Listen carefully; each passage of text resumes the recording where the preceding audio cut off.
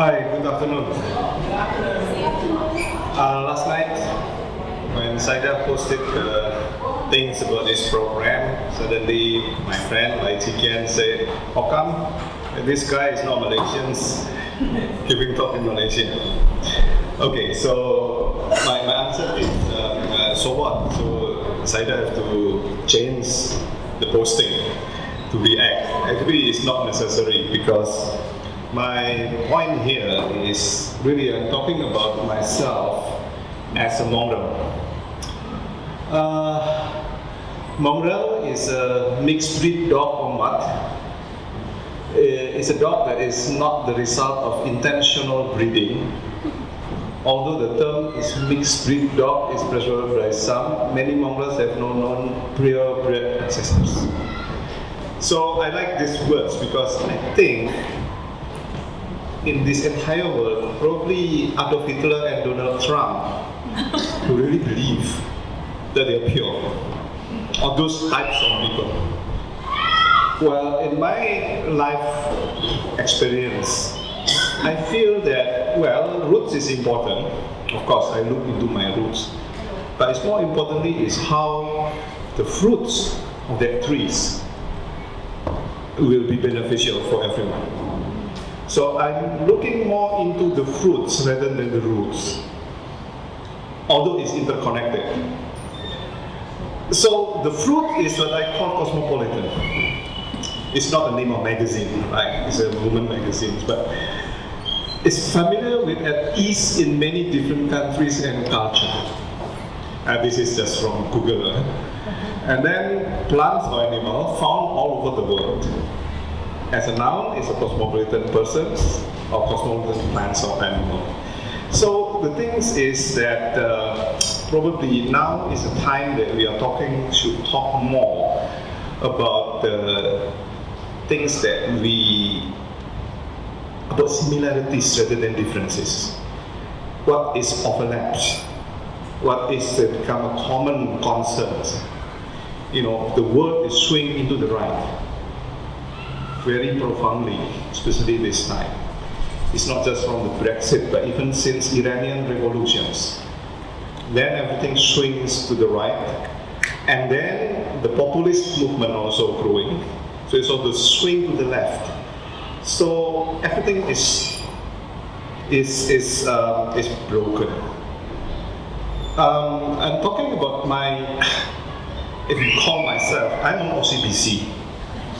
I'm an orang Cina, bukan Cina. Cina because I respect my roots, but I can't speak Chinese. My face not look like Chinese, more like Filipinos. In Thailand, they say, are you Thai? In Indonesia, are you Indonesians? In Java, they say, are you Javanese? I say, yes, I'm all of them.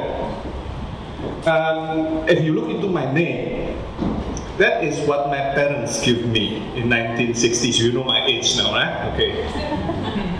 And then the second name is from 1967. Why? Because of political history. It's because of Suharto messing up with our cultural identity by forcing everybody to change the name officially. And this is something very common. By force, Thailand has been undergo these things during Rama, the first Rama, especially Rama the third onward. Philippines may be more natural. The assimilations is sometimes natural, sometimes it's by force. But in my case, it's by force. But what makes me happy actually is that the name Widodo, well, the present president is my younger brother, by the way. That name was given to me when I was born. In 1960, 7 years before Suharto actually implemented the rules. Because my grandmother, from my father's side, went to the local shaman and he asked for names. And that name is not intended to be used that time. I still use my Chinese name. But that is a sign that I want to be affiliated with this land. So there is an attitude among the overseas Chinese at the time, my grandmother generations, they have no intentions to go back to China. They want to get rooted here. So you know all these Datuk Kong traditions, Why Datuk Kung is everywhere and built by Chinese? Because it's to show the intention they want to grow the roots here. They don't want to go back. So they created that Datuk. And then, of course, when I went to Japan for my study, if you study at the Tokyo Imperial University or Tokyo University, you cannot use your Latin name officially. You must use katakana, not even hiragana. Because we are third-class citizen, third-class gaijin. And the third-class gaijin must use katakana, and I have to make this seal officially to sign for everything. If you go to post office, you get money from the bank, my signature doesn't valid, it's not valid. So I have to use this. So that's become my name between 1992 and 96, and of course because I moved to Singapore, I should call myself John Tan. Well, Johannes is a Catholic name, and it's because I was born in Indonesia. It used to be Dutch colony, and the church in Indonesia established by the Dutch priest. So of course it's natural to become Johannes. Yeah, I was born in Malaysia, probably I become Yahya. Oh, Yahya Ahmad is my good friend. These kind of things. But in Singapore, because it's British, then it's John. And this is how my Korean students give names to me. So I produced a seal, that one. And of course, this is my seal now. So if you click this, you know everything about me. Okay, so you can search there. So it's about context. So if you ask, where you come from? Well, it's very difficult. I was born in Indonesia. I went to Belgium. I have my first son in Belgium during my study. And then, of course, I went to Japan. So, and then I went to Singapore. So all of these places give something to me. So I become more and more hybrid from time to time, culturally hybrid. I like Japanese food. My son and my daughter, until today, every night, whenever I go to bed, they say, "Oje, suminasai." Oh yeah, suminasai. It's automatic. And my daughter, until today, always make mistake between L and R. It's always reverse.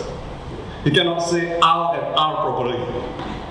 Yeah. So then, well, what cities? I'm affiliated with different cities. Kediri is the place where I was born. Amarawa is the place when I was raised. Semarang, when I spent 7 years of my adulthood, and then went to Bandung, to Leuven in Belgium, Tokyo, Singapore, Malacca, Kyoto, and so on. And I count all times total together. So probably I cannot claim that I live 100% in a certain place. And all this place contributing to my identity, including friends. I spent a lot of time in Malacca. So of course I can claim that I'm part Malaysians, partly Malaysians. I know all the politics in Malacca. Clean politics, dirty politics, everything, right? But whatever. I follow whatever Persis say. I know who is, it's become a news. And then talking about schools, there's another complex things. From kindergarten to whatever schools. And then languages. I understand Bahasa Indonesia. I can speak Javanese. Very good Javanese or very, like market Javanese or Kraton Javanese. Sundanese. Because I spent most of my time in Bandung, in West Java. Malay, yeah, of course, because I in Singapore, Malaysia, Dutch. Flemish, because I spent sometimes in Belgium. Japanese, because I have to write my dissertation in Japanese. Chinese, yes. Hokkien, Hakka, because I married a Hakka woman. Kerja. So I know, but I cannot eat Yun Tau Fu. It's too oily. And of course English, right? And then politics, I was raised during Sukarno Nasakom politics, with all these complications. During Suharto Orde Baru, during post-Suharto Reformasi, and of course I live now in the Lee Kuan Yew's legacies, and the PAP and so on. Technology, you're talking about computer. I learned the first language of computer is basic language. make very simple calculations. And then I use floppy disk, and then I learn how to use modem. All this, you ask current generations, what is that? You don't know. I use packet radio to connect first time to my friends using peer-to-peer connections. With that's happiness, right? And then I use BBS, that's before Facebook. Mosaic is before Netscape, before Internet Explorer, or even Google. www involved in AI3 project and so on. And this is all hard. Then, of course, you come from my family. It is another story. You know kekian, right? Kekian Hokkien is a pork mixed with chicken, mixed with shrimp, and then is cooked. Sometimes fried. It's very popular food. So when we moved to Singapore, I sent my son to local school and my daughter. And of course, in Singapore, you have to identify yourself. Are you Malay, Indian, Chinese, or others? Okay, race it should be Chinese, but language-wise, I cannot take Chinese as the first language. So you have to be Malay. So it's confused, got very confused. And then during the school break, my daughter went to canteen and bought noodle in the noodle store. And then, because she sitting next to a Malay friend, she said, hey, you cannot take that. It's not halal. You are Indonesian, so you have to go to Malay store. So I don't want to sit next to you. So she cried. And I asked, Daddy, who am I? So I told her, you are Kekian, because you're half cat and half Hokkien. K is from cat and Kian because it's your mother is a cat, it's a Hakka, and I'm a Hokkien, so you are a Kekian. And then she thought it's real, so he told all the friends, I'm a Kekian. But it's part of this, migrations. And this is a very common maps and how this so-called diasporic community will spread all over Southeast Asia through the eastern routes or western routes. And this is my great-grandfather. He's nobody. His original name is Te Kim San in Hokkien. Te is Zheng, like Zheng He. That's why I can claim I am a descendant of Zheng He. How come Zheng He is a eunuch? No, Zheng He was circumcised. He never been castrated because he is a Muslim. So he can still make babies, and he able to do that. There's a big debate in the NATC, right? We keep talking that Zheng He actually is not lost all his virility. And some people in southern Thailand claim they are descendants of Zheng He. That's why the DNA test will be very useful, right? Next one, right? Your DNA test. Check whether I have a real. And then, but because he was so poor, when he escaped from China in the late 19th century, he almost died. He just jumped into the ships. Then his fellow friends called him Huan Po. Huan is very derogative term, Huana, native. Po is woman.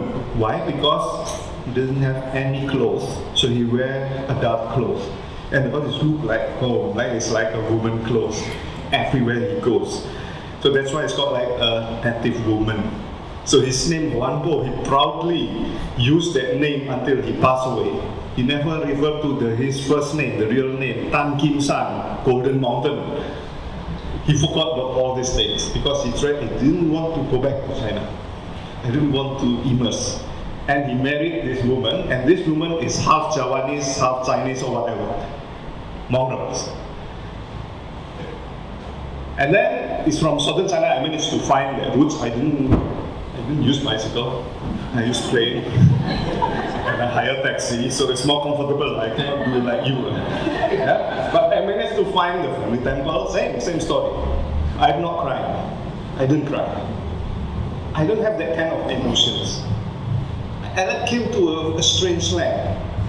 Yeah? And of course, I also follow his footsteps when he came to Semarang, which house actually he worked for this time. I managed to find even his boss who helped him to survive and then to grow into a bigger businessman and so on. And this is something to do, it's related to also the famous Widodo family, the sugar king. You have Lawrence Low here, right? He claimed that he's also a descendant of this. All right. And this is the place where he, city of Semarang, and he worked in this canal, and he dig this canal, the coolies, and he sell sugar, stropping, and then make ice for these coolies. And then he moved to a smaller mountain town to ride on the colonial economy, selling tobacco, collect tobacco, and then sell it to the distributor collectors. And it's the whole family. Same. It looked the same. The photos that I saw during this morning almost look like this. Hybrid. Right? Like this.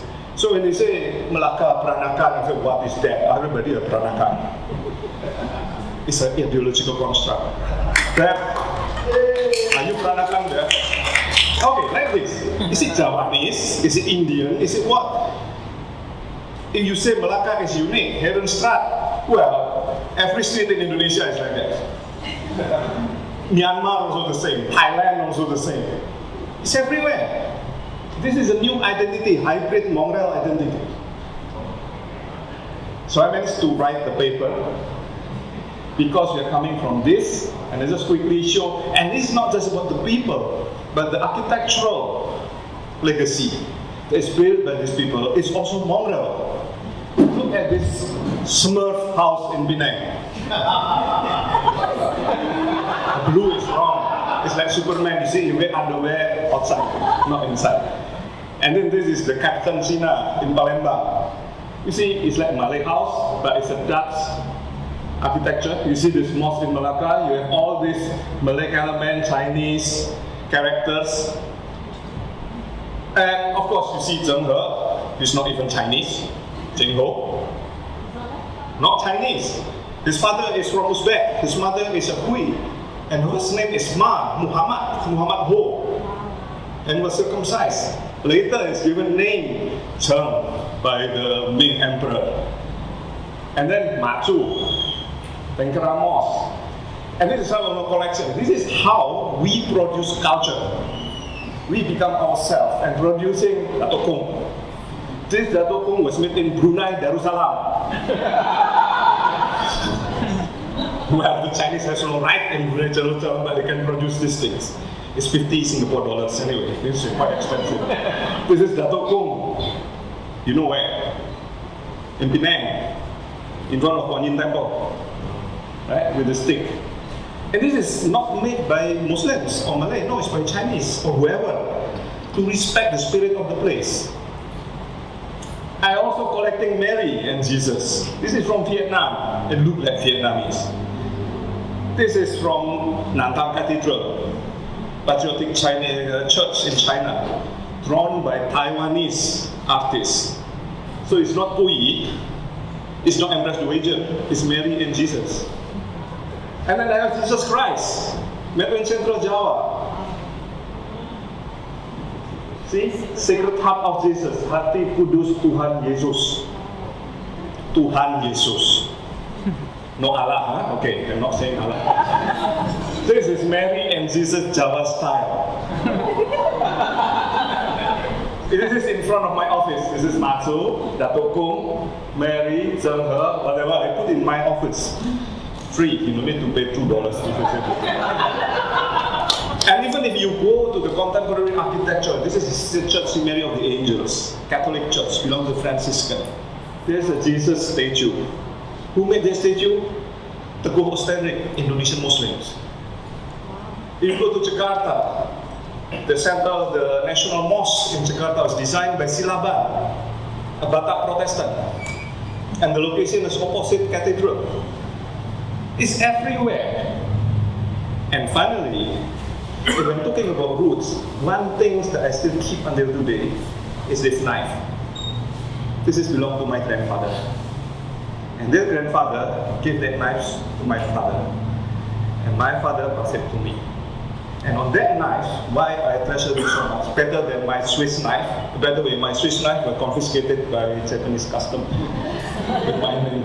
but I not feel sad. But if this confiscated, then I was very sick, very very sick. It's Liu Ho-heng is the name of the maker, and his office is in Ramsgate, Batavia, Surabaya, Semarang, and Medan.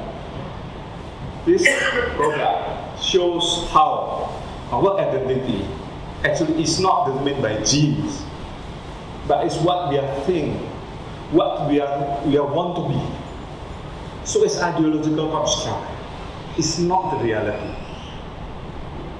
So it's up to us whether you want to follow Adolf Hitler or Donald Trump, or you want to be yourself and start to admit that actually we are a good Mongrels. And it's good to be Mongrels. Thank you.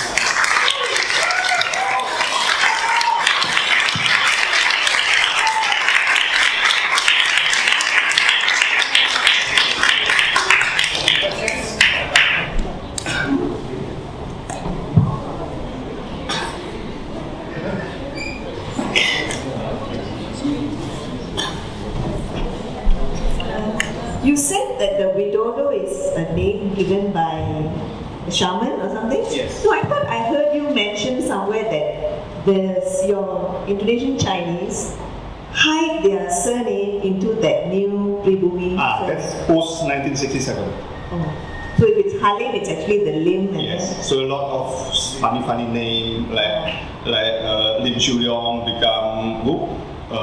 So it's like hiding the names.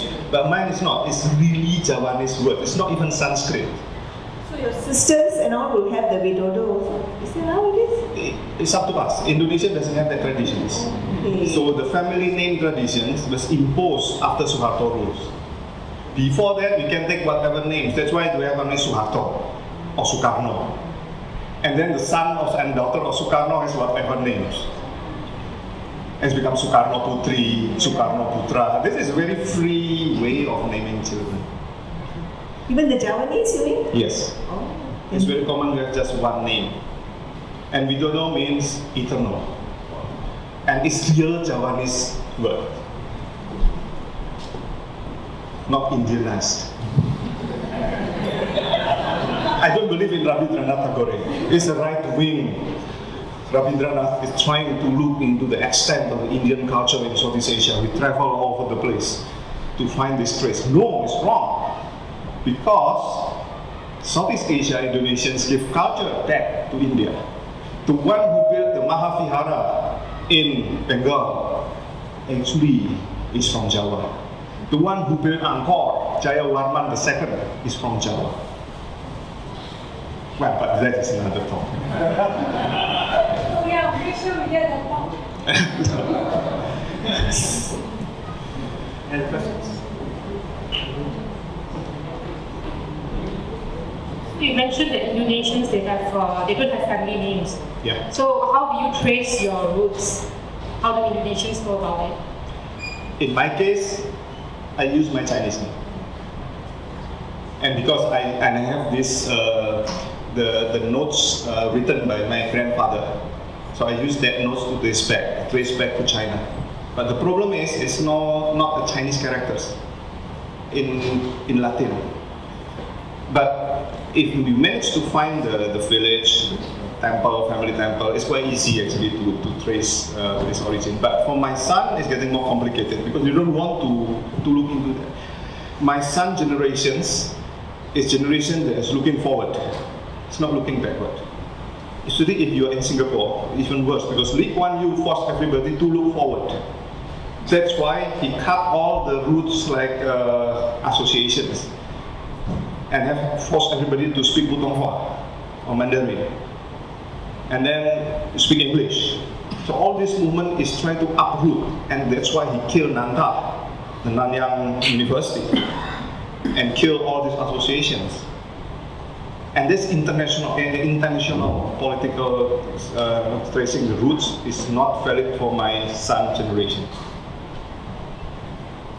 But in my case, I'm still able to do that. Probably we are the last, but you are lucky in Malaysia because you don't have that kind of cultural cleansings like in Singapore, or cultural, forced assimilations like in Indonesia.